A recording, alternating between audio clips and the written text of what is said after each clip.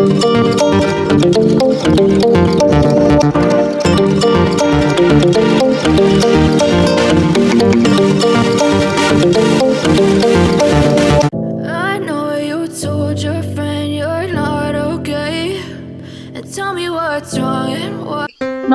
বন্ধুরা, আমি তনিমা আর আমার একটি নতুন ব্লগে সকল বন্ধুকে জানাই স্বাগত।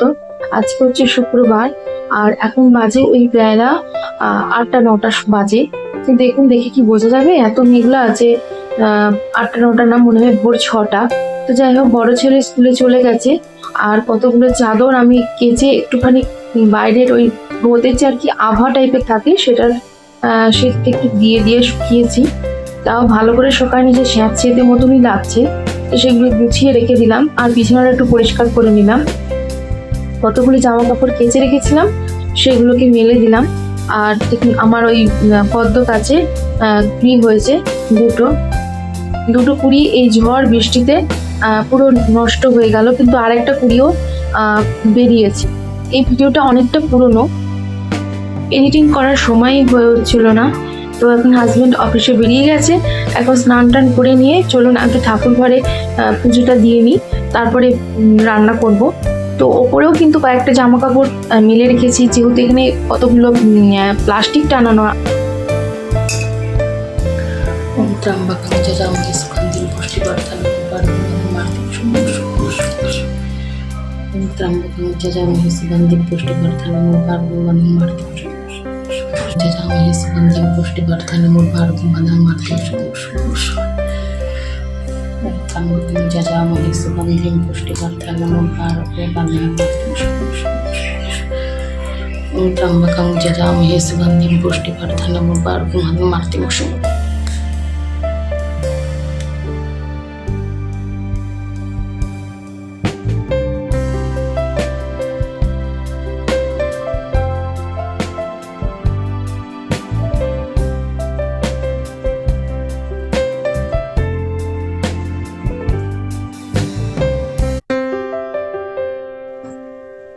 এখন রান্না করব ভোলা মাছের ঝাল।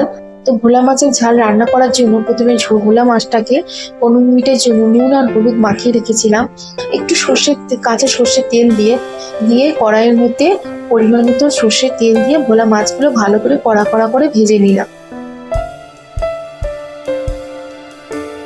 বাকি ভোলা মাছগুলো তেলের মধ্যে দিয়ে ভেজে নেব।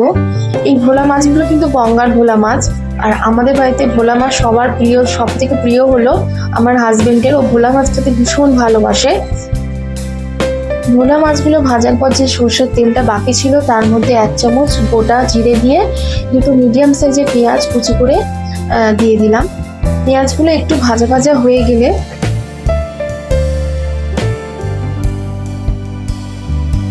পেঁয়াজটা ভাজা ভাজা হয়ে গেছে, এখন রসুন একটু থেতো করে দিয়ে দেবো। রসুনের সাথে একটা কাঁচা লঙ্কা থেতো করে নিলাম, অল্প ঝাল দিলাম যাতে বাচ্চাটা খেতে পারে, ছোট বাচ্চাটা, আর যাতে ভালো করে থেতো হয় তার জন্য একটুখানি নুন দিয়ে দিলাম। এবার দুটো টমেটো দিয়ে দিলাম, দিয়ে একটু নুন দিয়ে দিলাম, তাহলে তাড়াতাড়ি সেদ্ধ হয়ে যাবে পেঁয়াজ আর টমেটোটা। পেঁয়াজ আর টমেটোটা একটু গলা গলা হয়ে গেছে, তখন এই থেতো করে রাখা রসুনটা আর কাঁচা লঙ্কাটা দিয়ে দিলাম। দিয়ে ভালো করে কষিয়ে নেব টমেটোর পেঁয়াজের সাথে।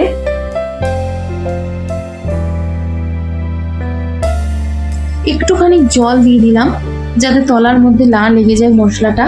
এবার একটু আদা থেতো করেও দিয়ে দিলাম।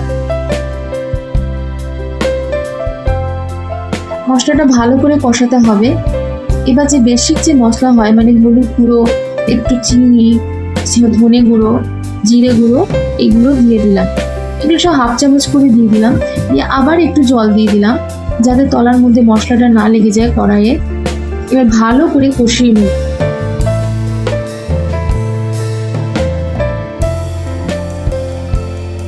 একদম টমেটোটা গলিয়ে নেব। টমেটোটা একদম গোটা গোটা থাকবে না, একদম মশলাটা পুরো একদম মিহি থাকবে। এবার একটু গরম মশলা দিলাম 1 চামচের মতন।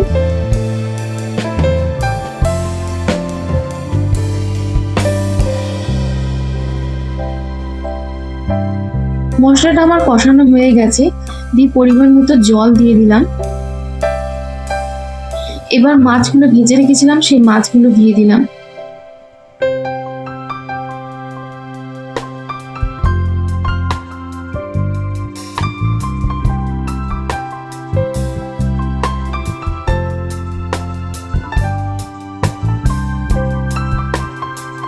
দশ মিনিটের জন্য ঢাকনা লাগিয়ে এবার রেখে দেব।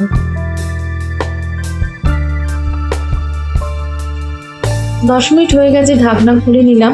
তো সব মাছগুলো এখনো ভালো করে ঝোলের সাথে মেশেনি, মানে ঝোল ঢোকেনি মাছের ভেতরে, তাই আরেকটুখানি নাড়াচাড়া করে নিলাম। তবে আর বেশিক্ষণ করতে লাগবে না, এরপর মাছগুলো ভেঙে যাবে রাখলে পরে।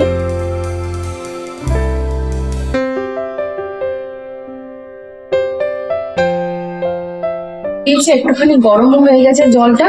এখন মুগ আর মুসুর হাফ হাফ করে নিয়েছি, মানে 1 গ্লাস যদি মুগ নেই, মুগ ডাল আর কি, তাহলে 1 গ্লাস নিতে মসুর ডাল আমি ওই হাফ কাপ করে নিয়ে ভালো করে ধুয়ে নিয়েছি। এবার ডালটা সেদ্ধ করার জন্য প্রেসার কুকারে দিয়ে দিই। মুগ আর মুসুর একসাথে মানে রান্না করতে পারে, বাচ্চাদের খাওয়া খুব ভালো।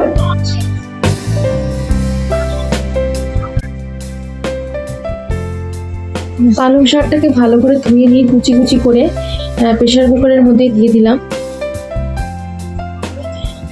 2টো সিটি মেরে নিলেই হয়ে যাবে।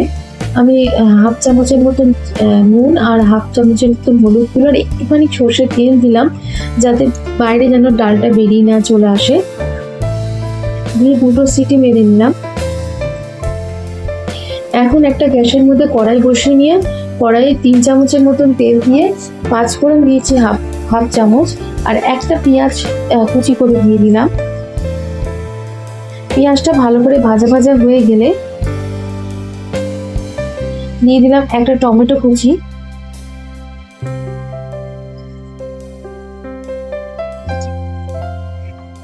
টমেটোটা যাতে ভালো করে সেদ্ধ হয়ে যায় সেই জন্য দিয়ে দিলাম একটুখানি নুন।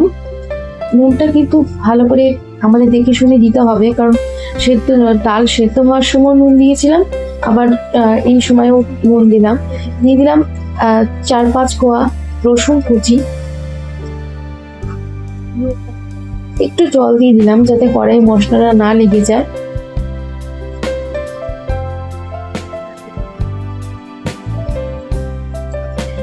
হাফ চামচের মতো জিরে গুঁড়ো আর হাফ চামচের মতো কাশ্মীরি রেড চিলি পাউডার। ভালো করে মশলাটা কষিয়ে নেবো। ডালটা তো সেদ্ধই করে নিয়েছি, মশলাটা ভালো করে কষালেই হবে। দিয়ে দিলাম কাসুরি মেথি।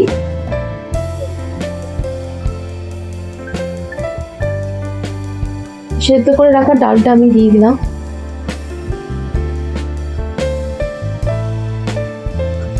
ডালটা খেতে ভীষণ ভালো হয়েছিল। আর অবশ্যই এরকম করে বাচ্চাদেরকে, যেসব বাচ্চারা শাক খেতে চায় না, তাদেরকে এমনিভাবে ডালের মধ্যে দিয়ে পালং শাক খাওয়ানো যেতেই পারে। আমাদের বাড়ি 2টো বাচ্চা এরকম খেতে চায় না, তাদেরকে এমনি করে দিয়ে খাওয়াই আমি।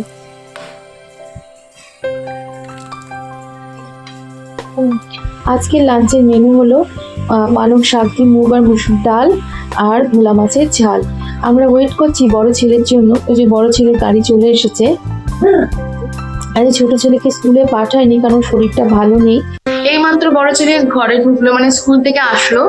তো স্কুলের ছুটি হওয়ার টাইম হচ্ছে 2:45 থেকে 2:45-এর মধ্যে।